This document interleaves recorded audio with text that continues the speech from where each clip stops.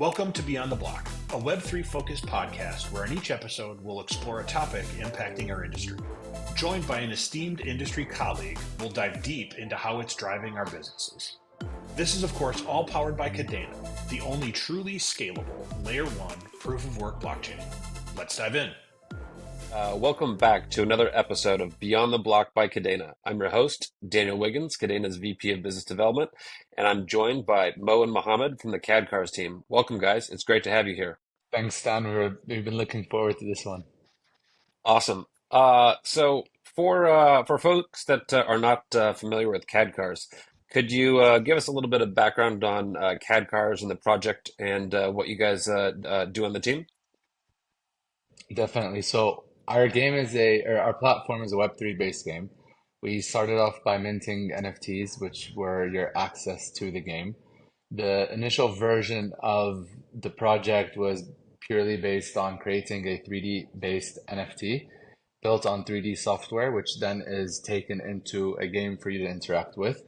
Ways of interaction were via garage mode for you to be able to see your NFT very clearly in like a full 360 view, which we felt was missing because all the NFTs were kind of showing on cards, and we wanted to give the community something where they can really experience what it is that we created for them. Then we went into a race mode, you can call it. During the race mode, it was heavily focused on time trial, and we introduced some proof of concept visual upgrades to kind of allow you to customize the race car that you have to make it even look more personalized and more visually pleasing to how you want. And then we entered a phase of multiplayer development. We got our multiplayer connected. It's running. It's still being tested. But then as of late, Mohammed here came up with this beautiful concept, which I'll let him go over. And it's a completely new race mode. It's something that the team has been thinking about for a while, how to stop point A to point A racing, meaning you start and finish at the same place. In essence, what Kadcars is, it's a NFT project that allows you to personalize and customize your NFT. The access to that personalization and customization is both visual and performance related. Our game that we've developed is where the performance and visual related aspects of Kadcars really come to life. So currently, to play the Kadcars game, you have to have a PC or a Mac. And then the way that the game is played at the moment is either you're using controller or you're able to utilize your keyboard, your mouse to be able to move the Kadcar. We've created a form, or the racing mechanics that we wanted to focus on was initially a building stone or a stepping block to continue to move forward in our development. So we created a semi-realistic racing mechanic. What this means is you can expect to be challenged while driving on the track while still having an arcadey feeling that's very rewarding when you make a mistake. So when I say arcadey, I'm not saying that you're going to be able to fly off of objects or set things on fire, similarly to how you would see in a Need for Speed kind of genre. But at the same time, you wouldn't damage your car when you smack into a wall, similar to a Gran Turismo kind of genre. So we found a balance in between. That balance allows the users to, really define how they want to drive around the track, where they brake, where they stop, how they hit the apexes and whatnot. And then overall, that became, let's say, our our building block or our stepping stone to then take it to a new level further. And that's kind of what we're going to be experimenting with when it comes to new game modes down the line.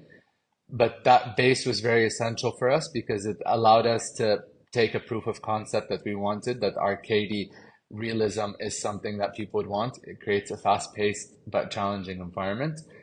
A lot of the development we did was heavily influenced based on what the community wanted to see and what the community thought was the right way forward. We had events that we hosted, tournaments, and we got people's feedback. And then we had the Cypherpunk that Mohammed and yourself attended. There we had the game being shown on the televisions in our booth, and it was very useful for us to really get facial expressions, excitement, all that stuff that you can't capture through, words. So overall, it was a great experience so far building the game. It's been challenging, but it's been extremely fun. Yep. So you mentioned community feedback and sort of, can you maybe sort of expand a little bit about sort of how you work with your community with Kadcars and sort of how that feedback sort of process works, and how do you sort of balance the what you guys think would be the best sort of design choice as somebody who's sort of thinking about the design choices every day versus somebody who is a little bit more casual, who's played the game once or twice, and that's just their first impression. Definitely. So in the beginning, now we've readjusted our approach at the moment, but in the beginning, we put our heads down, we built, we came out with the game, and then from there it was opening it to the community to pretty much come out and tell us on Discord what they felt. Initially, it was open to a small group of people, which were our champions. It was a special role that we had defined within our Discord and within our Cat Cars community. And then we opened it up to a larger community, which was everyone who was holding an NFT. The feedback we were looking for was more on the lines of this is nice to drive or this is not nice to drive. Given we're not really expecting people to be experts, I'm not expecting someone to say, oh, the suspension is too stiff. I'm expecting someone to say, when I come to turn, I don't feel like the car is fully turning. So then I understand, all right, he's having understeer, and then the community is generally having a form of understeer, so this is what we should do. But we got significant feedback in all areas, to be honest. And then there's a lot of areas where we overlooked. So I use SI units. America uses so I use the metric system. I believe the system you guys are using is what do you call it? Imperial. Imperial. Imperial system. So yeah, I had everything in kilometers an hour. No one had any idea how fast they were going. So, like the community came back. It's like, all right, can we do an adjustment where the speedometer has both? And then, yeah, of course, that helped a lot. And then there are obviously times where we get feedback from the community on an area that we haven't really developed. And we know that that is later down in the roadmap. So that kind of feedback was always useful for planning. But then you had the direct feedback that you can really utilize for the areas that were in the future or the current roadmap. Yeah, I mean, we try to be lean wherever we can. We ask the community like, what do they like, what do they don't like. It's quite like straightforward when we the way we try to tackle these problems. But if we find a problem that is like coming up more often, which when we went to Cypherpunk, one of the most common things was just like, hey, it feels like it's impossible to steer the car without veering off the track like that, and you yourself played it, Dan, and so that was one of the things we decided to fix. But yeah, it's just much more of a we try to make it an open conversation with our community, and listen to what they have, and it's kind of fun, but it sucks when certain things take a little bit longer than you expect them to fix, and then by that time, the next piece of feedback is uh, like kind of walks you back a few. But yeah. Yep. And when you think about some of the whether it be community feedback, the development challenges of the game and the sort of physics or graphics, or writing smart contracts for Marmalade, what has been the easiest and what has been the hardest, and what are the things that you wish you knew now, when you started? Oh, so when it comes to the guy who wrote our contracts, our original contracts, I wish he was here because he really went in depth back when like we had full upgradability done on chain. But one thing that I guess because Marmalade V2 was so recent, it feels like we just launched on there. So it doesn't seem like there's anything contract-wise that I wish I knew back then that I knew now. But in terms of development-wise, I would say the best thing that I would tell my past self to do is to kind of not be an ostrich, pull your head out of the ground, and actually listen a little bit more. Because sometimes, even though we think we're lean, we're not, and we just end up going into this vicious cycle of like, I really want to get this done and out of the way, and we end up building something that potentially is not what the community wanted. So And then from like developing the game perspective, I would say I would tell anyone who's looking to start with to just create an MVP, throw it at the community, and listen. I think that's pretty. I would say that that would be the best thing to do, and it's also the scariest and hardest thing to do. And to give you, when you're creating an MVP, if you want, let's say, if you're shooting at a character in an MVP, you want to prove that the bullet could leave your gun to hit that character, and then that character then, let's say, takes damage, and let's say he dies, for example. When you're creating MVP, you don't want to have any form of animation, so the character disappears. He doesn't die. He doesn't fall back to the ground. And it's scary. It's like, okay, if I release this to the community, what are they going to think? What are they going to feel? So then you go into this ridiculous loop of trying to get all these details so everything looks right.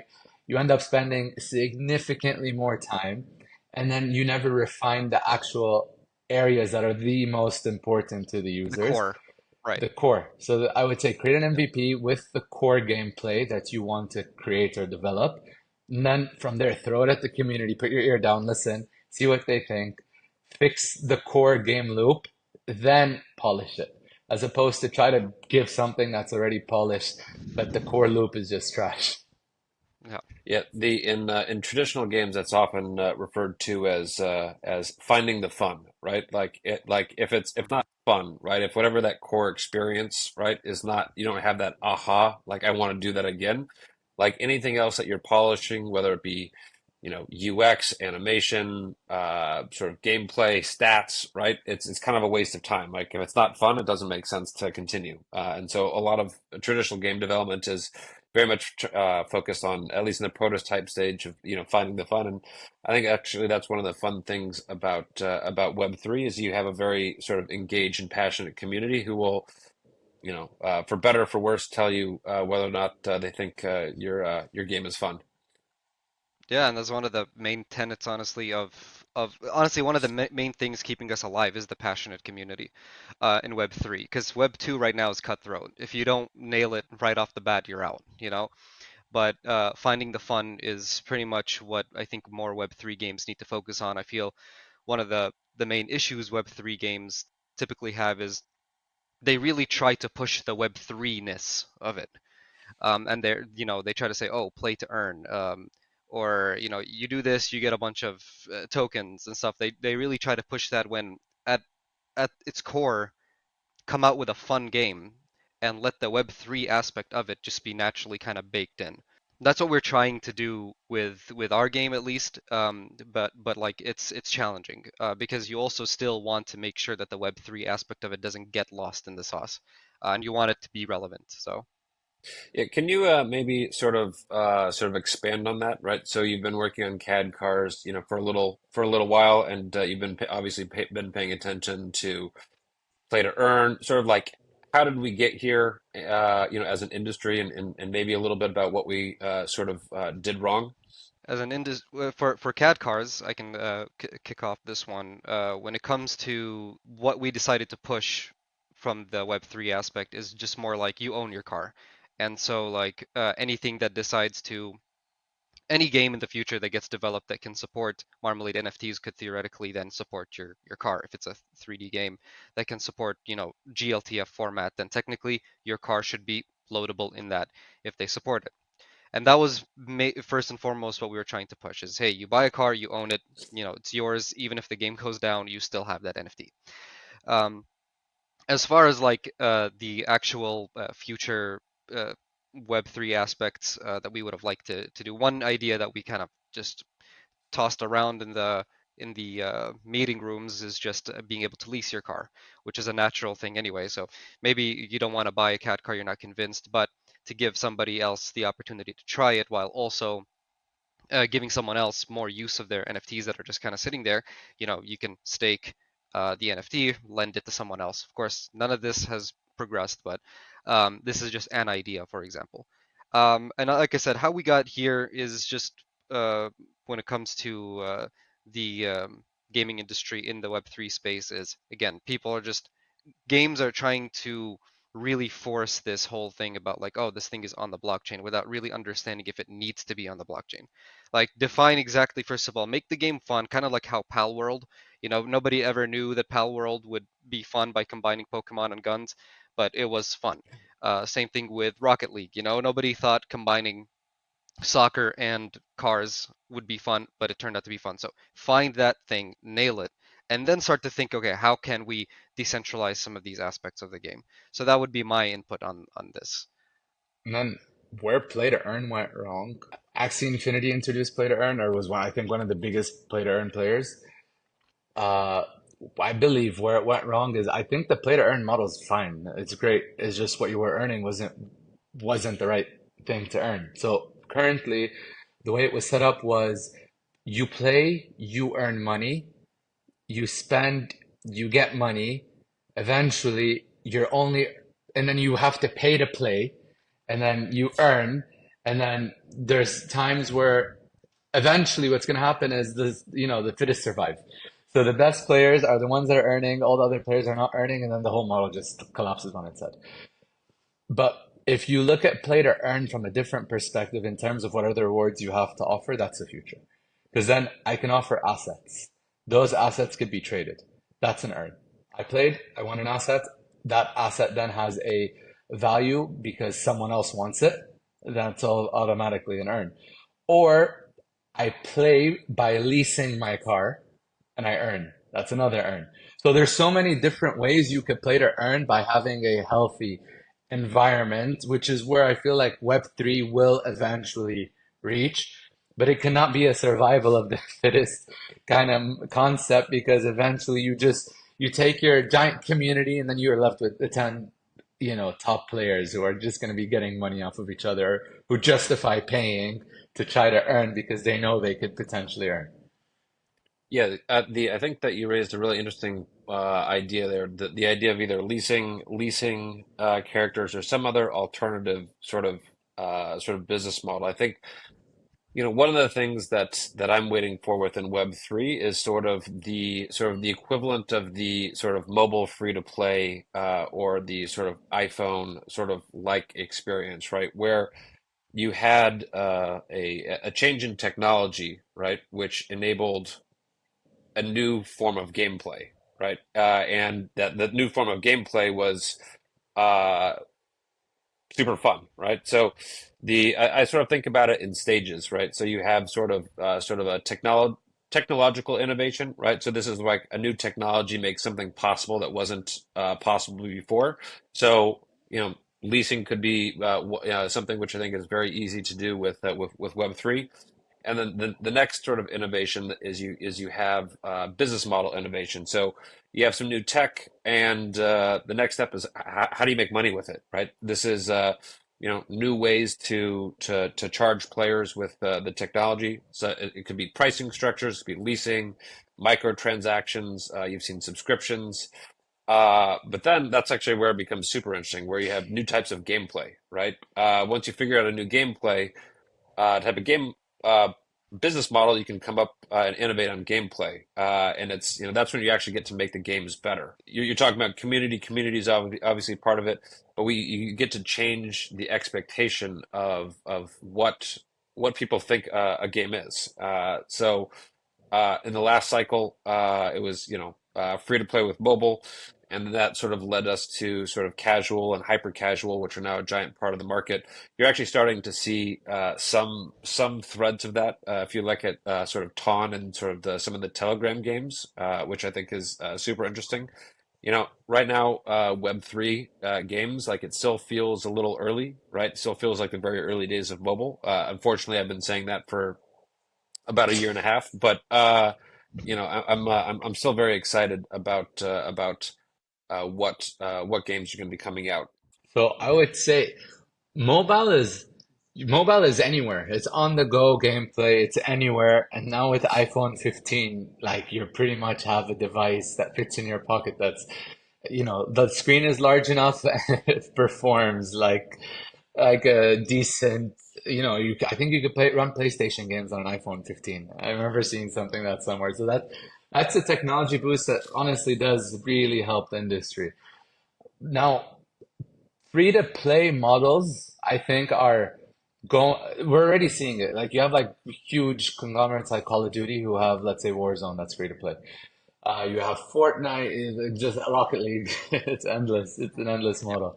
So free to play, honestly, is where we think the majority of people start to create an interest or develop an interest into a specific genre. And then from there, the users who want more ultimately are those users that you want to monetize. And then how you monetize them can just be, there's so many things you could do, you know? Yeah. Oh, so what I think is interesting about free to play. So free to play first, it emerged in sort of Asian countries, right, as a way to combat piracy. But like the first large, or even not even large, the first sort of free to play PC game that I can think of in Western markets by a Western developer was Dungeons and Dragons Online, which was Ooh. that was circa 2009, right? So that wasn't that long ago, right? But if you I was look at thinking RuneScape. yeah, that is also probably fair. Similar. I mean, like, yeah, there's. Yeah. I'm thinking of like, maybe I'm just too old, right? And I didn't play RuneScape. But again, but that was sort of like to that 2006, 2007, right? But now free to play is what percent of the Western gaming market? You know, is it 60, 70, 80, right? And Mm. like it was much reviled, right? At first it was sort of a curiosity, then it was much reviled, right? But now it's just sort of the sort of standard and sort of expected way for people to purchase content. I think where free to play flourished is when attention became currency. So if you have an attention towards your platform, you now are able to monetize it in different ways. You don't need the, let's say, subscription fee or that initial fee to purchase the game. So that's a big thing that I think that's where social media came in. And your attention became a digital currency that people can monetize. And then Mahanad, I'll let you continue. No, it was just basic. I was just basically gonna say like free to play is a genius business model, but right now it's extremely saturated. I think when I think of free to play that really flourished and took it to new heights, I think Fortnite usually because they kind of built their own multiverse with their skins and they have collaborations with everything. And I think that with Web3 games, one of the biggest barriers, I think that's one of the issues. If anyone were to ask me, okay, like what is one of the issues that Web3 games have, is when it comes to like wallets, using wallets and all that. And normally that's kind of your gateway to enter the game because you have to use a wallet, you have to buy something in that currency for the currency that of the chain that game is launched on. So for us, it would be like Kadena. And learning how to do that is not intuitive for your everyday person. And so I think free to play. So just this is how I'm kind of tying these two ideas together. Is free to play would be perfect for Web3 games to at least get people garner people's interest with like demos. Maybe you get a free like you jump in and you get to experience a free version of that character or whatever that NFT is. So in our case, the NFT is a car. If we were to do something along those lines, the way I would envision it is you download the game off Steam or just if free somewhere, and you'll be able to experience just some basic default car. Race it, you play, you're able to experience most of the features. But if you want access to all the premium stuff and you want access to all the customization and you actually want to own your stuff, then okay, well now you have to take those next few steps. But then it is up to the game to okay, are you going to be able to buy these? Are you going to be able to onboard this customer and win their attention that way? Like, do you get their buy-in?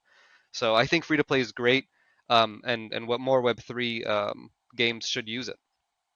Yeah, I think we are going to see sort of more traditional games sort of adopt sort of Web3. I don't know if we're going to see like I don't think they're going to be branded like circa 2021 like it's a Web3 game, which seemed to be more of games developed by the crypto community for the crypto community, with maybe a little bit of a thesis of turning crypto degens into gamers, right? But I don't know how successful. I mean, that was why you saw, I think there's more speculation on NFT and token prices than actual like, hey, this is a fun game. But I'm sort of encouraged by some of the more recent crop of Web3 games, whether it be Illuvium, Heroes Unchained, Space Nation have done, and I think I'm really excited about what the folks at Playful Studios are doing with Wildcard. I think that's going to be a fantastic game. But I think it looks a lot like a Web 2 game, and then later they sort of introduce Web 3, and I think it's about sort of unlocking some sort of a unique gameplay experience that is actually just fundamentally not possible without blockchain. I think that if you tried to take a Web3 game and create a free-to-play model within that game, you fail. And the reason why is because if you hit free to play, you're trying to get a larger community size.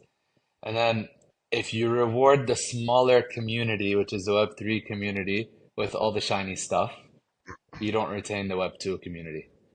So then that's where I think that's what we're struggling with at the moment with Kadcars. It's like, all right, if I go through this and I open up Kadcars to become free to play, and I do like one of the things that Muhammad said. Muhammad, I'm not saying anything negatively towards you, but if I give a dull car and then expect them to go through the purchase cycle of Web3, then I don't retain the majority of the Web2 community that I spent so much time and money trying to onboard. So then you have to create a system that rewards community to stay, and then within that system, give an incentive for those Web2 community to then go and try to do something Web3 related. And that's where ownership comes in, or let's say interoperability. So I just throw out, let's say you have Call of Duty. This is one of Mohammed's favorite examples. So you have Call of Duty. I buy a battle pass. I get a special skin from that battle pass. And let's assume in this context, Call of Duty is a Web3 based free to play game, right? So then what I would do is, all right, I bought a battle pass, I want a skin. I own that skin, right?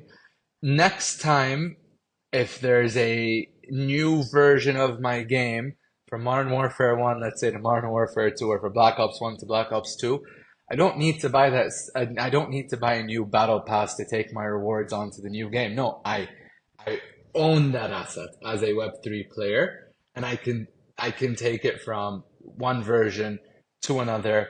And then if I'm a Web2 player, I don't own that asset, so I cannot move it from one version to another. And then all of a sudden, the Web2 guys, yeah, so then all of a sudden the Web2 guys are like, you know what?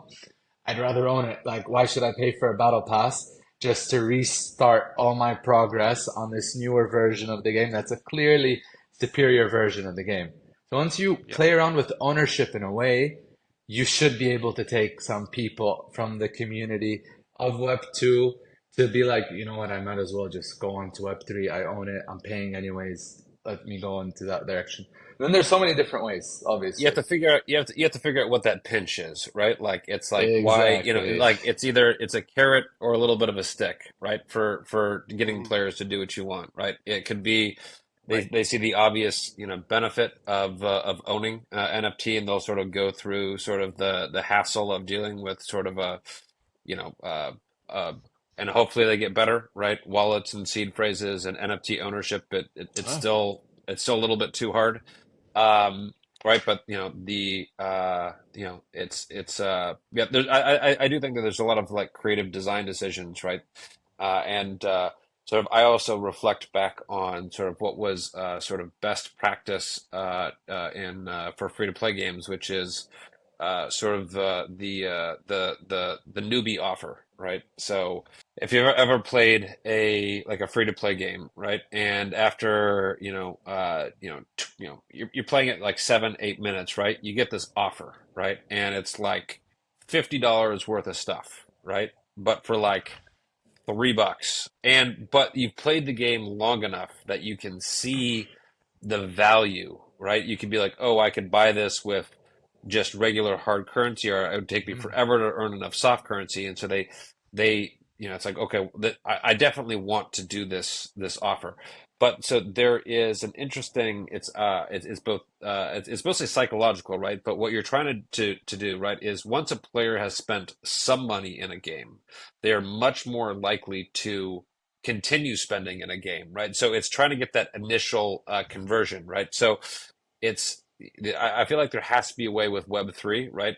The equivalent of a newbie offer that sort of encourages that sort of like, you know what, like it's worth that little bit of pain to set up the wallet to figure it out. But the yeah, it's I think that there's like a fun space to play around there.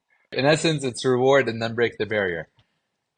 You use a reward for the Web2 community that's so great that they have to break the barrier. And then once they broke the barrier, they're good. Yeah, it's interesting because as an avid gamer myself, I use I my main choice of multiplayer game is Overwatch, which has gone free to play, but it used to not be, and I had a bunch of stuff unlocked. And then when they moved over to the free to play, all the new skins you can no longer get them in loot boxes. And normally I don't care too much about aesthetic, but like whenever let's say for example I finish up the battle pass without paying, because you level up the battle pass without paying, I decide, all right, you know what, I made it this far. There's some cool skins in here. I'll pay $10. And then it really, you're right. Like I think they got me, you know? They got But me. still, like, and then you just start to think to yourself later, like, I put $10 before. A traditional game costs $70. It's okay if I put 10 more bucks, and you Yeah, but start to and mentally think how many hours have you spent playing that game, a lot, like right? you know. So But you think like, you think about yeah, like dollar per entertainment, like dollar per hour of entertainment. Games are such an amazing value, right? they really are. Like you've what? How much? I got actually. I probably don't want to know the answer. How much money have you spent on Overwatch? If you had a guess. Honestly, I'm actually proud enough to say that it's less than $100. So I'll say Right. that much. Okay. So, and I'm guessing your dollar per hour. It's probably under 50 cents, if not a quarter or Absolutely. less. M- Yeah. Minimal game having come out in 2016. Yeah, Yeah, and so like this is actually why sort of free to play also, going back to why free to play is so cool, right? And like there's a whole range of how I don't know if extractive, right? It's really about sort of game balance, but it's about sort of matching it's price discrimination, right? mhm, Based upon how much people are willing to play, right? So I used to play World of Warcraft. I'm not embarrassed to admit, me and too. I rated for like probably a decade, right? So I paid $15 an hour. Sorry, $15 a month, right? And I probably A month, played but yeah, $15. I probably rated, I don't know, I was required to raid 12 hours a week, right? It's kind of like a job. Um, I spent, but yeah, I spent more money on World of Warcraft Gold, right? So on like IGXE. So what's interesting there, right, is they could have charged me significantly more money if it was just based upon usage, right? And so free to play sort of matches sort of, or in some ways can be you can create a little bit more alignment. And same thing with Web3, a little bit more alignment between how invested people are, how much they want to play the game, so it's not just I think it's a much better business model versus subscription. So tell me a little bit about ownership and whether or not you think that is why people buy NFTs. Like how important do you think ownership is? so I think with in the beginning, uh, honestly, the value of ownership is a little bit hard to sell in the beginning for people, because if I tell you like, okay, you buy a CAD car, and I keep using CAD cars as an example just because like that's the first thing that comes to mind, but if you own a CAD car, part of the pitch is that you get to own the asset that comes with it. And most of the time, people are gonna rightfully ask, okay, well, what can I do with it outside of CAD cars? And so immediately it's going to be tough to sell that with anything, like really with any type of game that decides to go Web3. It's going to be really tough to sell to a person like, okay, you get to own your stuff, and they're going to be like, okay, but like, what does that even mean? You know? So it's, in my opinion, ownership will become more valuable once you introduce different avenues of the person benefiting from owning them, such as like staking, which is what Web3 allows you to do. Is if you stake your tokens, you get to do stuff with them. You get to earn stuff with them. And so Web3 games in general really need to define. They need to go to the drawing board and define, okay, sure, you can own stuff, right? That's a buzzword. But like, what does that mean? If you own our game or our character avatar in a game, what does that mean? What do they get? What's in it for them? Once you have that core thing defined, even as long as it's defined to where you know at least you're going to work up to it, even if you decide to prioritize other things, like, okay, let's get the game first working. Sure, you get to own your stuff, and right now there's no use for them just yet, but they will. If you have on the roadmap, define exactly what you're owning, what benefits owning your NFT will incur for the user, and then you've struck gold there. So for us, again, I always go back to the leasing example. If you're able to give people the ability to lease their cars so that they can earn a little bit, even if it's a little bit, just the feeling of like, okay, I spent money on something, but it's not like it's totally useless. It's not like it's just sitting there, it's a money and time sink for me. It's actually doing something for me while I'm over here drinking coffee. This person is using my NFT, and I'm getting even whatever chump change out of it. So it still gives you that little satisfaction. Ownership introduces the healthy version of the play to earn models that we talked about earlier. So if you look at Decentraland, for example, I own real estate. What does owning crypto real estate actually mean? So today, me and Dan and Mohammed each own a property in New York City, but it's in the digital world, you know? I could pretty much, if I own that area, I could set up a within Decentraland, I can set up, let's say, a community where I get a bunch of experts that are like, for example, Dan, who are very smart at how to, or who understand games really well. And then I can get a bunch of people like myself who want to understand games very well. And then I allow them to be able to interact within that space in Web3. And because everything is governed on the chain, I know that if I'm so for example, Muhammad goes, pays $100, he's guaranteed 30 minutes of Dan's time because it's on the smart contract. That 30 minutes is over. Dan is guaranteed a specific portion out of that because it's on the smart contract, and then finally it goes to the owner of that like property. So ownership introduces great avenues of free to play. Play to earn, and it is one of the things that you finally be able to utilize an asset within, like let's call it an online asset. You're able to utilize it very similarly to how you would utilize it offline. So in the real world. So you pretty much create these complex economies or financial economies that you have in the real world within Web3, all because you own it. Yeah, I'm actually so the can you walk me a little bit through like how you guys sort of envision sort of the either the marketplace or the leasing sort of aspect of CAD cars, maybe sort of a little bit of like where it is today and then where would you like to take it? I'm assuming you're a gaming expert, Dan, so you have definitely heard of CS:GO, and you've definitely heard of like the secondary market they have for the gun skins and knife skins and so on. We envision something very similar since we have built Isoko as well, and we have the technology we need for people to allow people to launch their own collections. We envision a world where people will be able to launch their own community-made skins and stickers and stuff for their cars, that they can launch easily on Isoko and resell and trade their stuff online. So if we go away, the leasing itself will be more of a, like, that's your staking thing. Like if you stake your NFT, then somebody would be able to rent it off of you for a certain period of time. And that, since that Marmalade allows us to make sure we enforce all that stuff on chain, it's going to be hard for that stuff to kind of be broken.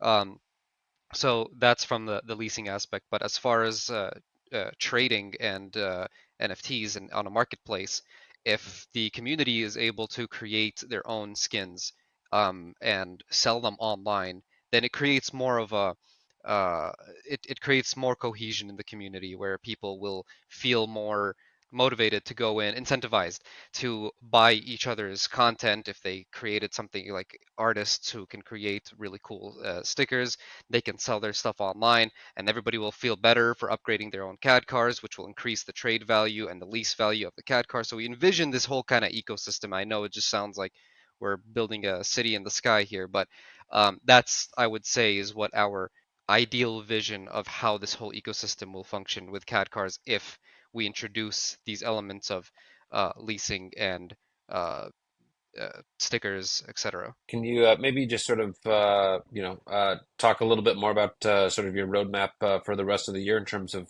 where you guys are going to be spending time and energy? So from the game perspective, we're looking at releasing a new version of our game, which is not racing specific. That version of the game is actually kind of it's a version of the game that utilizes the driving mechanics that we've created. It straps a gun on top of the cat car and allows for a free for all kind of match where you get to drive around while trying to shoot other players. So we've identified that people like to drive around with the cat car. People don't necessarily care too much about the race aspect of it. So that's where we kind of took this new approach moving forward. So currently we should have an MVP ready by July, early July. Sorry, before July. Then we look at refinement for the game and try to create a community out of it. And we are looking to get more talent onto the team to start creating maps so that that is a lot more engaging for the user. They feel like the area that they're driving in is providing them, additional strategy, or it's visually rewarding, or overall it looks good. But in terms of road map, I would say this is the first time where we have our ear to the floor. We have an idea of what we want to do, but we're really, really, really going to listen to the community. And then the whole idea is this new game mode and this new game concept that we have, we're gonna really try to drive it as far forward with what the community wants to see and what we believe is going to work in the long run. It's pretty simple. We're all in on this new game mode, and we're gonna launch an MVP very soon. And pretty much everything moving forward with CAD cars from that point is going to be just tweaking it, adding stuff, and seeing where we go with it, where people kind of lead us. Because at the end of the day, you mentioned it yourself at the very beginning, Dan. It's like you have to find the fun, and if we found it, then we're just gonna drill down on this and die on this hill. So. But that's about it. It's really just to look forward to this MVP this summer. Yeah, awesome. Actually, if where can listeners or viewers go to learn more about Kadcars, or if they want to get involved with sort of map building or anything of the like? How do they find you? Socials, website, Discord. The game is on cadcars.com. The Discord, our Twitter is Cadcars NFT, and from there you'll have links to our Discord. And you don't need any special privileges to be messaging in the general chat. Feel free to reach out and hit a follow. And as well, we every Friday we've started this thing recently. We've done it 4 times so far. Every Friday we do a Twitter space where we bring on other members of the community. Mike from the Kadena team joins a lot. So we talk all about Kadena and upcoming stuff, and about with CAD cars and any cool new technology that Kadena is coming up with. So obviously the accelerator that we took part in was, I think, very pivotal for us to understand and accept that we don't have anything, or we don't have a strong enough of a unique when it comes to cat cars. What I mean by unique is any new game or anytime anyone wants to break through, that you need to have something that sets you apart. And if we were going to continue down the pure racing genre, like, why should I play cat cars when I can jump on like a Gran Turismo that there's billions of dollars that's like, behind. That's the problem, is like people inherently, the Forza and those like big games, Yep. they own so much real estate in people's minds. So when they think racing, they're just gonna be like, they're inevitably gonna compare you even if they don't want to. They're just gonna be like, this racing game sucks, we Yeah, don't do no, it. it's a really interesting question, right? And right, because there is only so many genres, right? There's so many obvious genres, right? Especially if you're thinking like PC, downloadable, right? We got let's see here. We got the bro gamer, right? They play Madden, they play some Right. sort of shooter, right? Which is probably like, Call of Duty, right? They buy 2 games a year. So you got, first person shooter, third person shooter, racing, right? Like there's only so many, right? Right. And then you're okay. So yeah, what is the consumer expectation, right? For most of these games, right, is breathtakingly high, right? How much like first we're on Gran Turismo, what, seven, six, seven? I don't even know at this point. 6, I think, Six, right? or 7 Uh, actually. Actually, I'm confused. yeah, I think I have I the think the CD last right one. there, but anyway.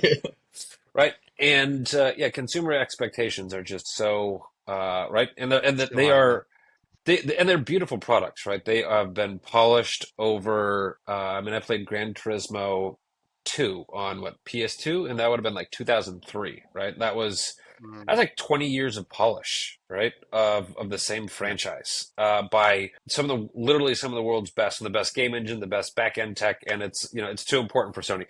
Um, so I don't have the answer, and if I did, I probably would be building it myself. I think the areas that I would start to sort of just explore, right, is to see some of see what might be different, right, and sort of some of the sort of mid.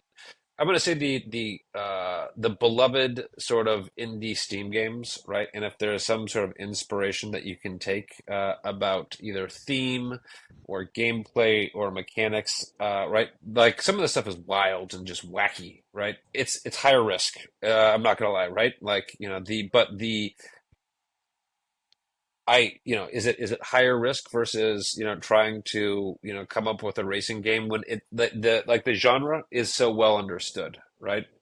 Right. It's kind of like if you like I remember it's like first person shooters, right? The one of the things that always makes me nervous is when people pitch me a first person shooter, because going back to like the fiction of the game, and I think racing has some similarities, and you guys have thought far more about racing, and I've thought a little bit about shooters.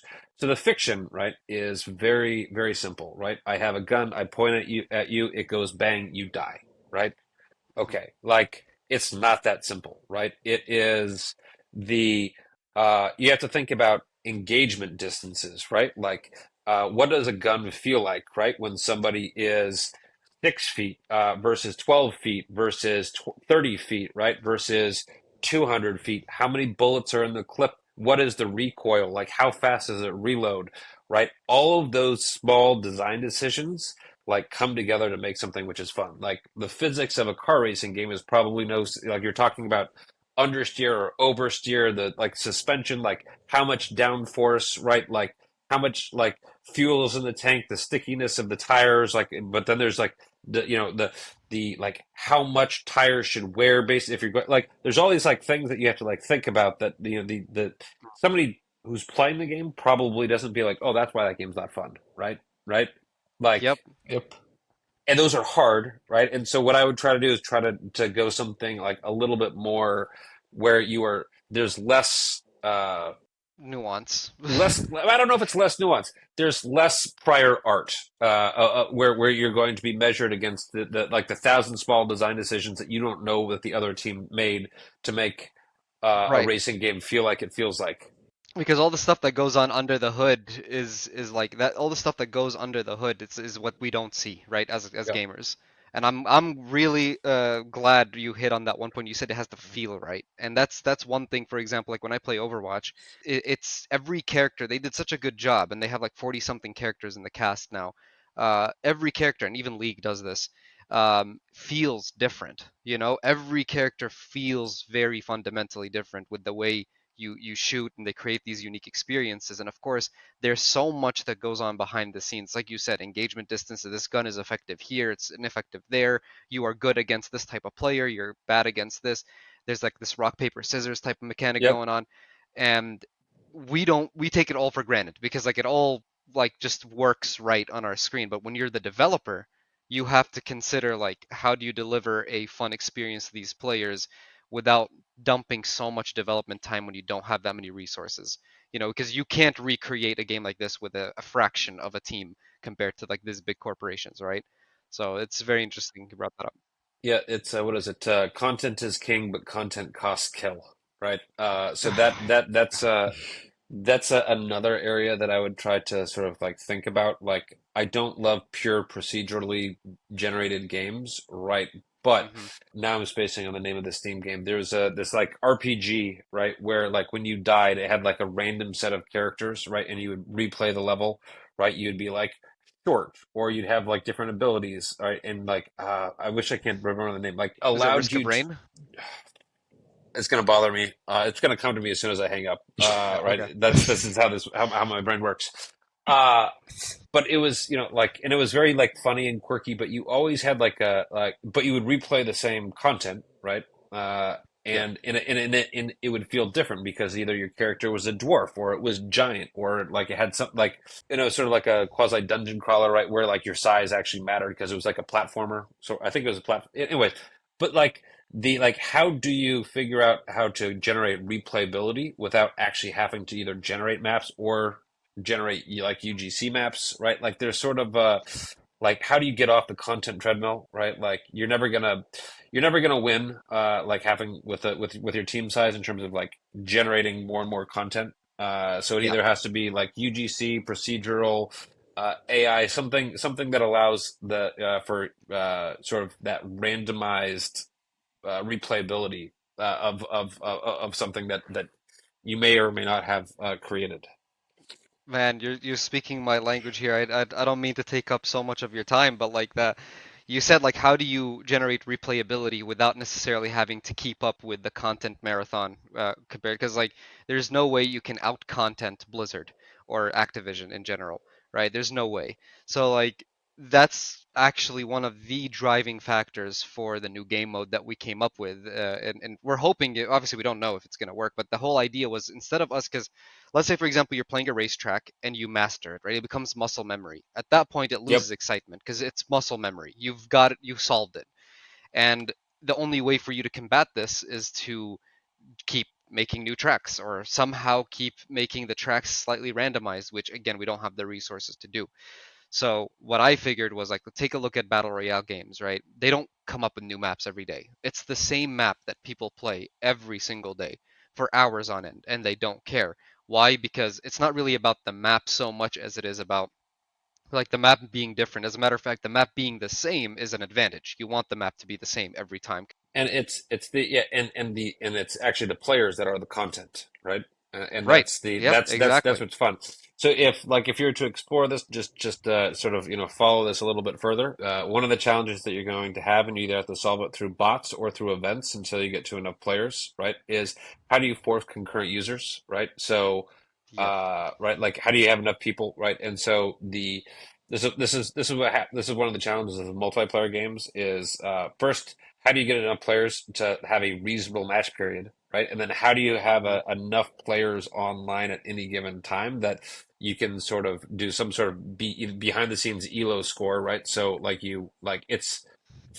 you don't just get rocked, right? Like we've all been there. It's Yep. like you're like you play a new battle royale game, like you parachute in and like you picked up a gun You and you get got boom, it's sniped. headshot. You're Yeah, and you're boom, you're like, dead. Yeah, cool. yep. That's Been uh there, that's done that. that's great. That's great. Yep. I'm glad I just queued for 12 minutes. Um, yeah. No, it's absolutely, and that's what we were trying to do. Really, is like we figured we have one map. Your car can shoot. Your car can fly. Let's just tell the people like focus on your skill because then if the game incurs enough has enough of a skill ceiling, then like that's kind of the incentive for you to get good. If the controls feel good, you will want to master the game, and that's what will keep you coming back. That's the intention, at least. I like it. No, I mean, I think that's it's an interesting design space to explore. And I think that you can have a lot of fun with it, right? Like especially with the sort of like the art style that you guys have already generated, right, for or created for CAD cars, right? Like Hmm. it's they can shoot, right? They can fly, right? It's not like you're like, cool, here's my, exact replica of like a whatever, whether it be a 1976 Fiat Spider or like Right. a sort of some sort of Ferrari or something, right? Like you can have fun with it. I like that. Definitely. That's good. It's Cool. good to hear. Thanks. Yep. Uh, well, if there's gonna be an event that I hopefully have the privilege to run into you again, Dan, I'll make sure to have a good updated copy of Kadcars with the latest tech that we have on deck for you to play, Yeah, yeah, because no, just you're the I expert. think we're on Slack and on Telegram, so just just let me know when and the always I'm currently on a Mac, so I'll be embarrassed because I'm on like a little like I'll be traveling for like the next month and a half, so don't judge me. Make sure this is a judgment-free zone. No, you're good. Uh, but no, happy to play. That would be fun. Yeah, I And was gonna ask always you, where are you right now? I see it's dark in the I am back. I'm in Hong Kong. Okay, Oh, okay. Because I was like, it's daytime. I know it's daytime yeah. here in the US. So, All or right, we'll let No, you go to sleep then. I think it's like what, uh, 1:05, something like that, 1:08, something like no, that. yeah. it's 10 o'clock and but I have a call in Oh, 25 minutes and then my wife and child are supposed to wander back here. So, all right, guys, thank you so much for joining me today and having this conversation. I appreciate very much appreciate your insights here. It's been a pleasure as always talking with you. Listeners, if you've enjoyed this conversation and want to hear more insights from leading industry experts, be sure to subscribe and check out our previous episodes here on YouTube, Spotify, or Apple Podcasts. Thanks, everyone.